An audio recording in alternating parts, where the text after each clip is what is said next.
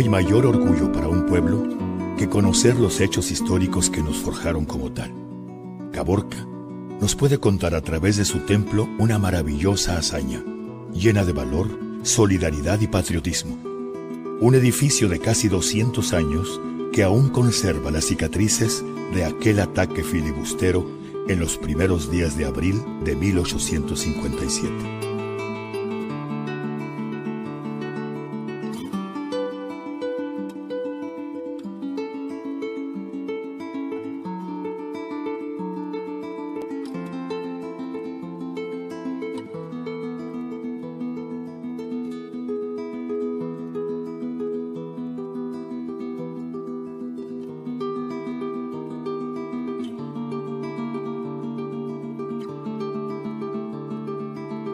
Y todo chut, y amtamoi, y como peocho, humo, saft tat, que me chuk, to catabonak, mas pica tomo, marca himetak. Muy dia, masa mate chuk ya, ya poi y ta chut, marca himetak, humo, bursit sapatat.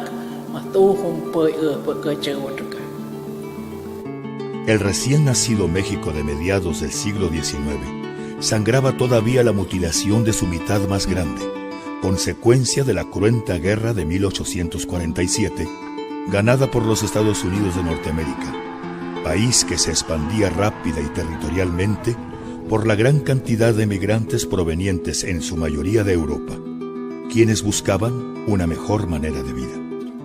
Solamente se tenía que avanzar hacia el oeste desplazando a los nativos de esas tierras, haciendo crecer en todos sentidos la Unión Americana. La República Mexicana era asaltada constantemente por la perversa codicia de malos patriotas que aprovechaban la tremenda desorganización política nacional. La guerra intestina, traición y grandes diferencias sociales convirtieron a México en botín de mercenarios nacionales y extranjeros. Los norteamericanos, llevados hasta California por la fiebre del oro, fueron poco a poco despojando a los mexicanos de sus posesiones y del poder político por medio de presiones, hostilidades, violaciones y hasta la muerte de ser necesario, protegidos además por las nuevas leyes impuestas injustamente por los anglosajones. Nuevas ideologías contrastaban enormemente con las tradiciones de los californianos en su mayoría de origen mexicano. Por estas y otras muchas razones, sonorenses y demás mexicanos deciden regresar a su patria, a su antiguo hogar, la tierra de donde provenían sus padres y que tal vez conocieron de voz de los más viejos.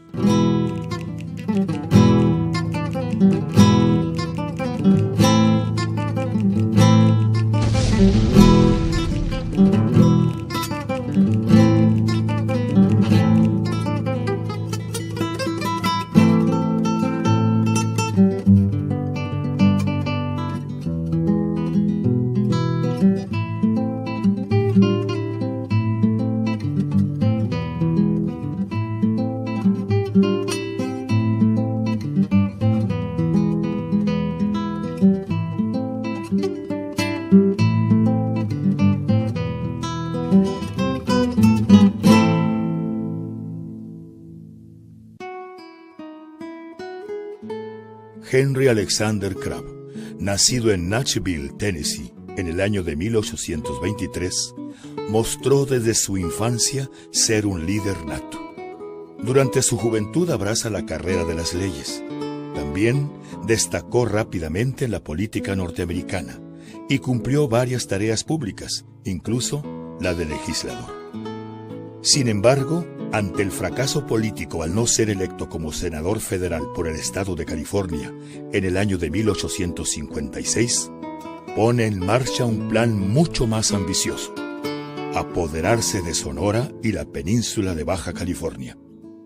Los antecedentes inmediatos de su plan corresponden al francés Rousset de Boulbon y al norteamericano William Walker, quienes en 1854 intentaron fallidamente invadir Sonora, y fueron detenidos militarmente en el puerto de Guaymas por el Ejército Nacional, dirigido por los generales Yáñez y Gándara. Crab conocía la psicología y las tradiciones nacionales, pues estaba casado con una descendiente de mexicanos, y tiene la firme convicción que, apoyado por las familias influyentes de Sonora, puede lograr fácilmente su empresa. Lo primero era explorar los terrenos y ánimos de los inconformes pobladores sonorenses.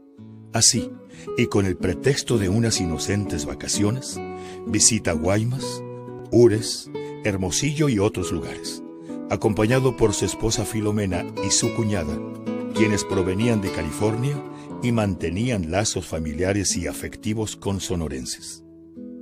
De buenos modales, por demás educado, determinada personalidad y calculados movimientos, Crab inicia sus visitas a los vecinos de esas ciudades, quienes le manifiestan su desacuerdo con los constantes conflictos domésticos, las malas leyes y sobre todo la incertidumbre como nación.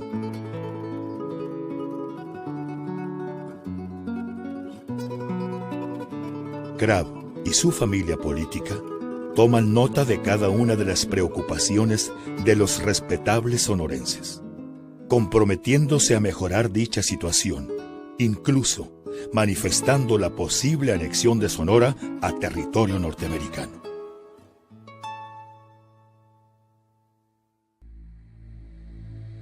En mayo de 1856, Crab regresa a California decidido a convertirse en el conquistador de Sonora, con un plan mucho más organizado y temerario que el de sus antecesores Walker y Boulbon. Mientras tanto, dos antagonistas luchaban por imponer su fuerza por el mando en el estado de Sonora. El general Ignacio Pesqueira, quien finalmente triunfa sobre el general Jesús María Gándara, dando fin a 25 años de gobierno a cargo de este último, y quien huye del estado después de su inevitable derrota. De pronto la situación política y social de Sonora cambia abruptamente. De igual manera, para Crab se modifican algunas de sus principales prioridades, cuando es avisado de la aprehensión de su cuñado por conspirar abiertamente contra el gobierno sonorense y acusado de alta traición en julio de 1856. Quienes lo delataron informaron de las intenciones de la familia Inza de ofrecer la independencia de Sonora. En enero de 1857, Crab acelera su itinerario para partir a su nueva aventura, con la esperanza de aún tener partidarios mexicanos con su causa. Como sus predecesores, deja verse por la prensa y gobierno norteamericano, quienes complacientes no toman ninguna medida precautoria, mucho menos intentan detenerlo. La prensa de la época le aseguran éxito a su travesía y la calificaron de una excelente oportunidad de anexar la Baja California al expansionista Estados Unidos. En febrero de 1857, Crab y sus compañeros parten de San Francisco con dirección a Sonora. Su plan era llegar primeramente a Los Ángeles viajando en barco, después vía terrestre, San Pedro, Yuma, Sonoita, Caborca, Arizpe, Ures, Hermosillo y finalmente Guaymas. Dividido en dos grupos, el primero de 90 hombres bajo su mando y el segundo de 900, que para suerte de los sonorenses nunca llegó a su destino en la costa de Puerto Lobos, a escasos 100 kilómetros de Caborca, bajo las órdenes de John D. Cosby, quien los alcanzaría en altar, pero afortunadamente falló en su misión.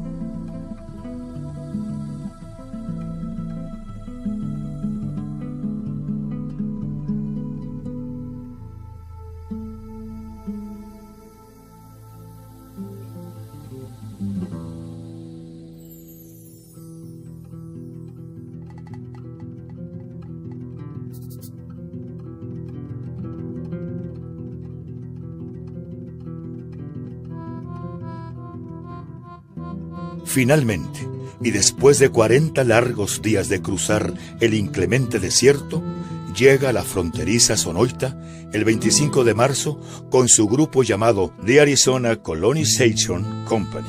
Sus integrantes no eran en su mayoría aventureros o mineros desempleados. Algunos eran personas respetables, de nivel cultural decoroso, muchos otros profesionistas o egresados de la reconocida escuela militar norteamericana West Point, pero su ambición y codicia eran más grandes que su supuesta educación. Sin ofrecer resistencia de ninguna índole, los pobladores de aquella pequeña frontera fueron fácilmente sometidos por el bando de Crab, quien ordenó de inmediato aprender al celador Rafael Velasco. No obstante, el señor Velasco se las ingenia para mandar por medio de su hermano un mensaje oral al prefecto de altar, avisando de la presencia invasora y de algunas atrocidades cometidas durante su estancia en Sonoita. Don José María Redondo, prefecto de altar y originario de ese mismo lugar, era un íntegro patriota que combatió a los norteamericanos en la guerra de 1847. De inmediato se apresta para la defensa, acuartelando a la Guardia Nacional del Distrito de Altar, reuniendo voluntarios, caballos, mulas y provisiones para la inminente lucha. El 26 de marzo, Henry Alexander Crab, en compañía de su cuñado, se presentan ante el celador Velasco para hacer enviar de inmediato una carta al prefecto de altar que a la letra dice: con arreglo a la ley colonizadora de México y cumpliendo con algunas positivas invitaciones de los más influyentes ciudadanos de Sonora, he entrado a más con intención de encontrar nuestros más felices hogares con ustedes y entre ustedes. He venido con intención de no ofender a nadie, sin intrigas políticas ni privadas. A mi llegada a este lugar, no he dado indicaciones siniestras, sino de lo contrario, propuestas pacíficas. Es muy verdad que me encuentro proveído de armas y municiones, pero ya sabrá que no es común en los americanos andar desarmados o en cualquier otra nación civilizada, y a más de considerar que tenemos que pasar por donde continuamente están cometiendo depredaciones los apaches. Y por una circunstancia, imagino, a mi sorpresa, que esté tomando medidas de indignación y colectando fuerza a fin de exterminar a mí y a mis compañeros. Sé y estoy al tanto que ha dado orden de envenenar los pozos y está propuesto a usar sus más viles y cobardes armas. Pues cuidado, señor, pues cuanto nosotros tengamos que sufrir, caerá sobre su cabeza y de los que lo acompañan. Yo no consideraba que usted se mancharía con tan semejante práctica bárbara. Sé que también no ha dejado de mover a nuestra amigable tribu los pápagos por ofertas perniciosas, pero es muy creíble que en la situación que guardo queden burladas sus pretensiones. He venido a su país porque tengo el derecho de seguir las máximas industriales, siendo que he entrado, como pruebas he dado. He venido expresamente a ser recibido con los brazos abiertos. Pero ahora concibo que tenga que encontrar mi muerte entre un enemigo falto de humanidad. Ahora que cuando mis compañeros que me acompañan y los que están por llegar, protesto en contra de cualquier mal proceder. En fin, tiene pensamientos que adoptar. Tenga presente esto: si la sangre corre en sumo horror, caiga toda sobre su cabeza y no sobre la mía. Aún sin embargo, puede estar bien seguro y prosiga equipándose en sus preparaciones hostiles, que lo que respecta a mí, tendré que marchar cuanto antes a donde desde hace un tiempo he intentado al venir y solo espero mi emigración. Soy la cabeza principal, y mi intento es de obrar como lo halle más oportuno la ley natural y preservación. Hasta que nos veamos en altar, quedo de usted su afectísimo servidor, Henry A. Crab.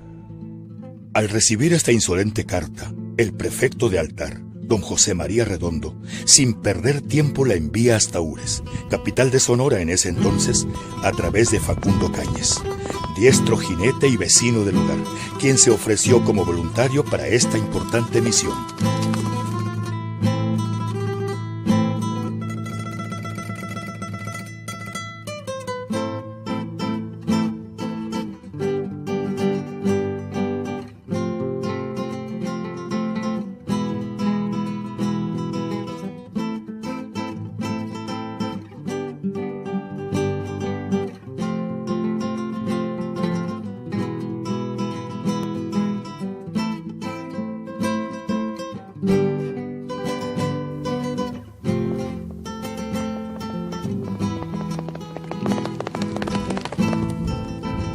Solamente le tomó 3 días llegar a su lejano destino, toda una proeza para la época, recorriendo caminos que probablemente él solo conocía.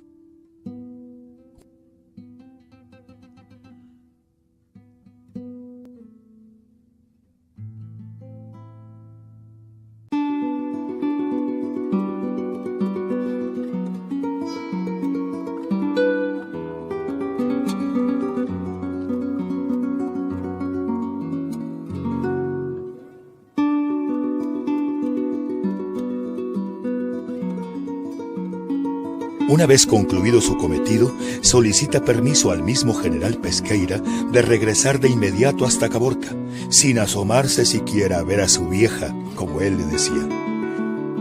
El gobernador, preocupado por su resistencia, al fin accedió, regresando Cañes hasta Caborca, para consumar su hazaña extraordinaria y poder contribuir, aunque fuera con una bala, para salvar el honor nacional. Antes de partir, el general Pesqueira se dirigió en Ures a los soldados y ciudadanos por medio de una vibrante proclama que hizo suya toda la población de Sonora, exclamando: ¡Sonorenses libres! ¡A las armas! Ha sonado la hora que os había anunciado hace poco, por lo que os habéis de preparar para esta guerra sangrienta en que vais a entrar. Acabáis de oír esa arrogante carta, la más explícita declaración de guerra pronunciada en nuestra contra por el jefe de los invasores. ¿Qué respuesta merece? La de marchar a encontrarlo.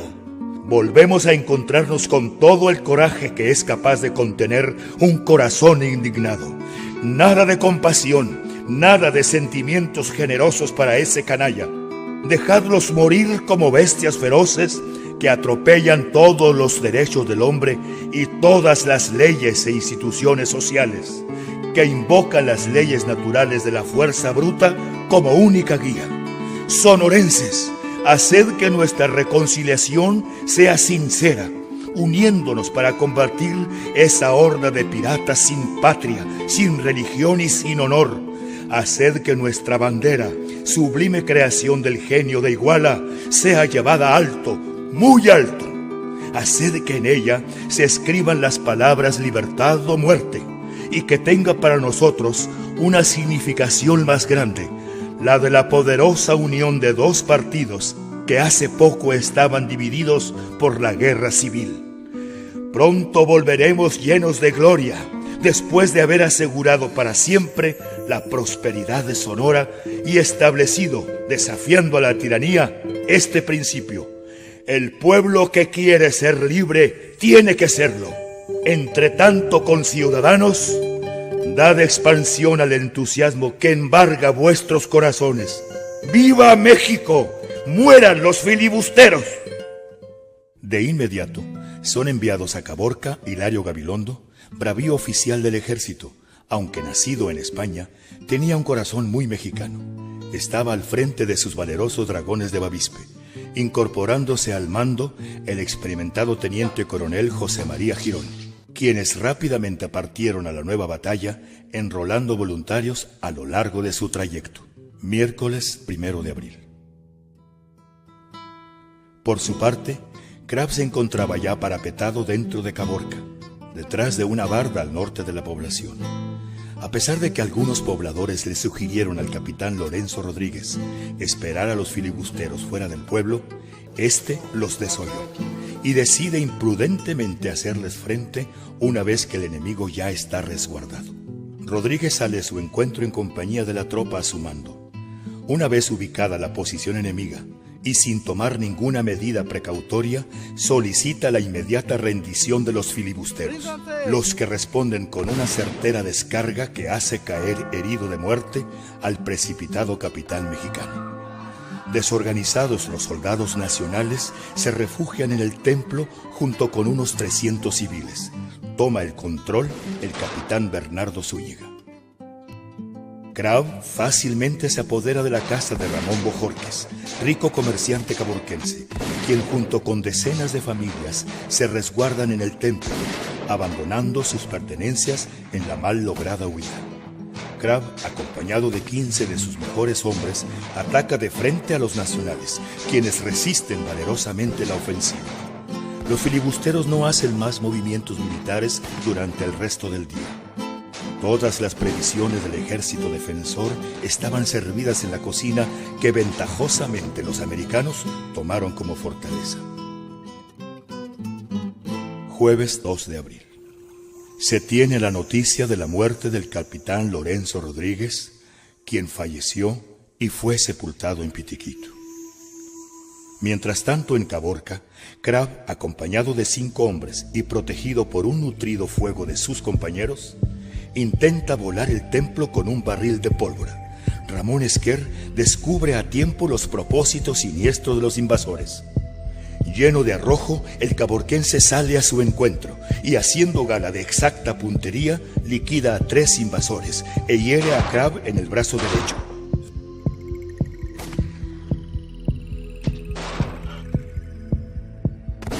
Lamentablemente, nuestro héroe también cae muerto en la peligrosa escaramuza. Sin embargo, el propósito de volar el templo por fortuna no se logró. Viernes 3 de abril. El amanecer del día 3 sorprendió a ambos beligerantes sin haber logrado ningún avance de consideración. Sin embargo, en algún lugar, entre los escombros, el capitán Bernardo Zúñiga encuentra en su paso a un filibustero, levemente herido y abandonado por los suyos. Es interrogado para saber acerca del número de miembros y propósito de su empresa. Posteriormente es fusilado en el acto. La profesora Esther Soto, nieta de Ramón Bojorquez, en alguna entrevista comentó haber escuchado por parte de sus antepasados que el alimento y provisiones durante esos días de angustia eran llevados por las noches hasta Caborca por los hermanos de Pitiquito, consistentes en pinole y carne seca principalmente. Sábado 4 de abril. Llegan 25 soldados más procedentes de Cuculpe, bajo el mando del oficial alférez Tautimio, reiniciándose nuevamente una encarnizada batalla. Reducen la defensa americana a 3 casas solamente. Hay muertos de un lado y otro. La desesperación se apodera de ambos mandos. Aún así, Henry Crab se mantiene firme a su obsesión de apoderarse del templo.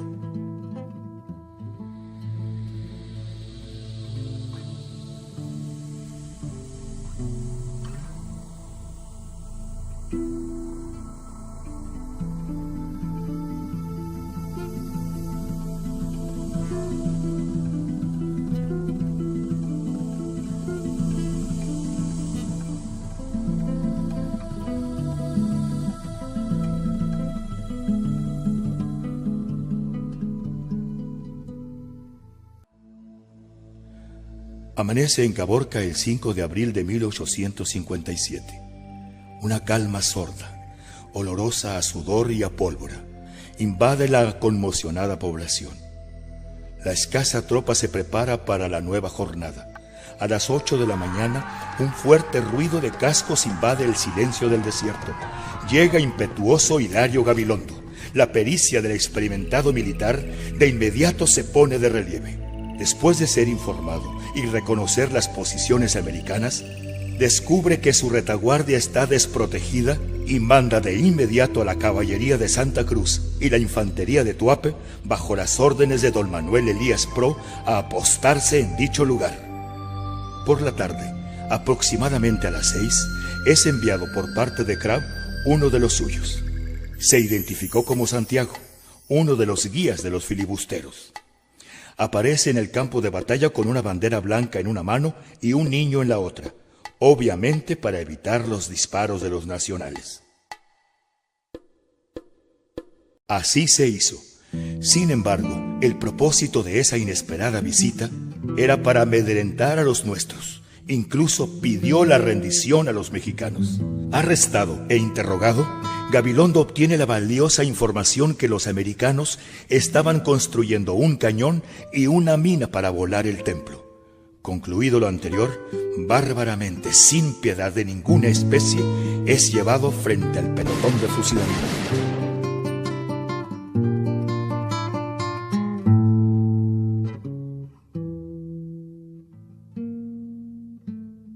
Ese mismo 5 de abril, a las 10 de la noche, se incorpora el teniente coronel José María Girón para hacerse cargo de las operaciones militares.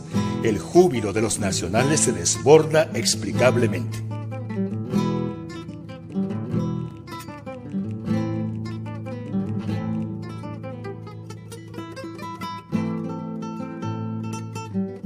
Existe la versión que para entonces algunos compañeros de Cravo le sugieren rendirse ante Gabilondo, procurando a cambio que sus vidas fueran perdonadas. Pero el comandante de las fuerzas invasoras decide enérgicamente abandonar esa idea. Lunes 6 de abril. Entre las 10 y las 11 de la mañana llegaron 2 cañones, enviados por el prefecto de Altar. Sin embargo, el primero por su corto alcance no llega a los objetivos. El segundo, de mayor potencia, destruye lo que se conoce como la cocina de los yanquis, haciendo gran daño a las construcciones. Aún así, los americanos se defienden con gran bravura.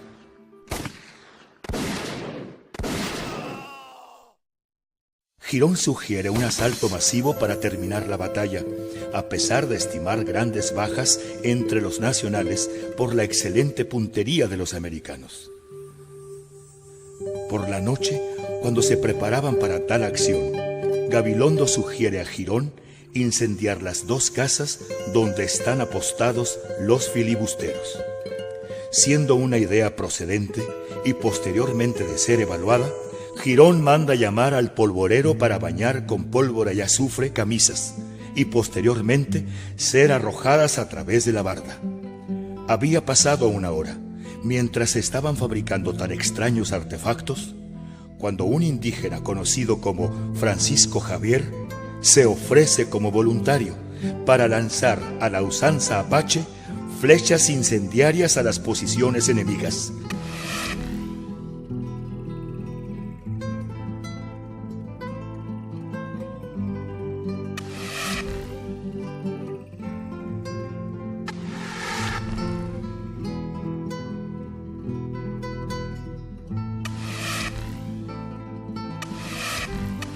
Después de 6 arriesgados intentos, la 7ª flecha cruza el cielo caborquense, dando en su blanco a unos 25 metros de distancia, incendiando el pasto seco.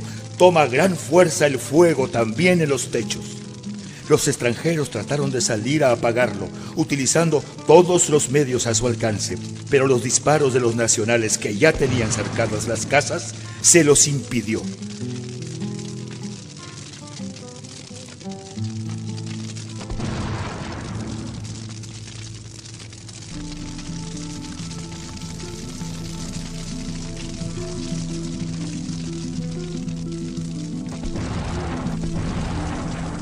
En un esfuerzo desesperado por cortar el fuego, los filibusteros hicieron explotar un barril de pólvora, sin éxito. Luego, un segundo, y finalmente uno más grande, cuya explosión fue tan ensordecedora que el propio Gabilondo confiesa que creyó que la misma los había despedazado entre los escombros.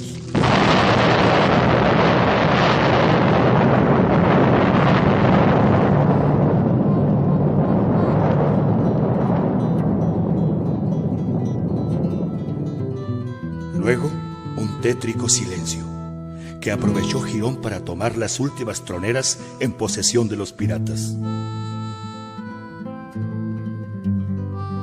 Después, entre los escombros, un americano sale con un lienzo blanco pidiendo paz. Se les respondió por parte de Gabilondo que se rindieran incondicionalmente, salieran uno por uno y con las manos en alto. Fueron puestos en custodia en un cuartel fuertemente custodiado por guardias bavispes y cucurpes. Poco después de las 11 de la noche, la guerra de los 6 días llegaba a su término, también para los americanos. Fueron avisados por medio de un oficial mexicano que entregó un papel donde estaba la sentencia.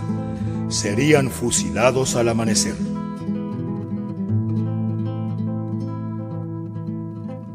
Martes 7 de abril.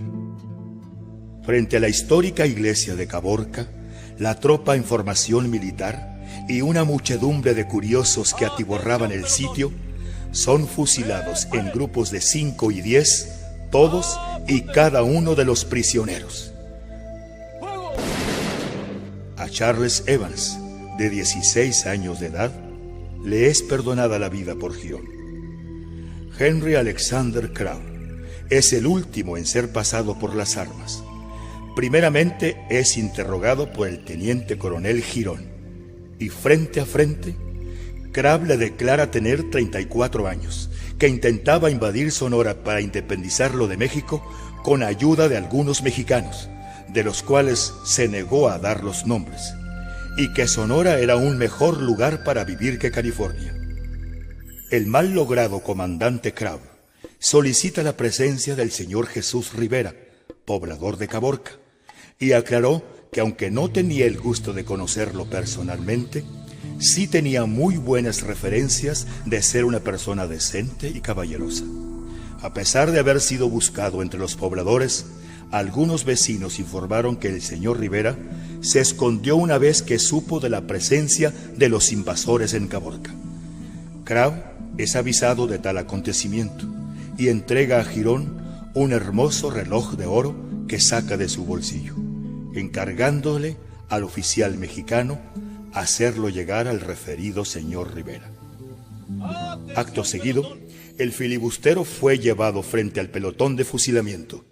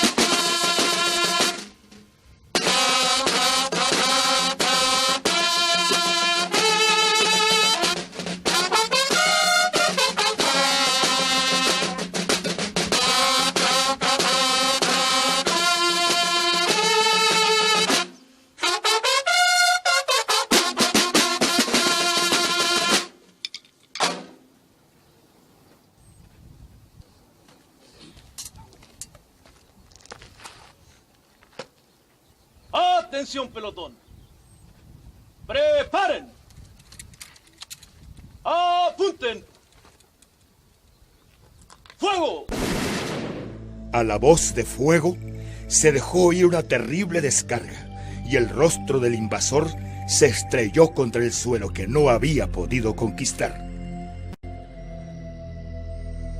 Hoy tenemos la gran oportunidad de recordar esos actos llenos de patriotismo, valor, coraje y arrojo, llenarnos de orgullo por el significado de tan honorable victoria. Gloria a aquellos caborquenses que la tumba ahí tuvieron, por defender su decoro y defender a su pueblo. Gloria a aquellos paladines que como hidalgos murieron por evitar la ignominia del infamante atropello. Gloria a todos los de ahí, sanos, heridos y muertos. El triunfo por fin lograron, luchando a fuego y sangre. Para ellos fue el veredicto dictado ya por el tiempo y la historia, jueces ambos inexorables y rectos, que a sus nombres dieron lustre y a Caborca grande hicieron.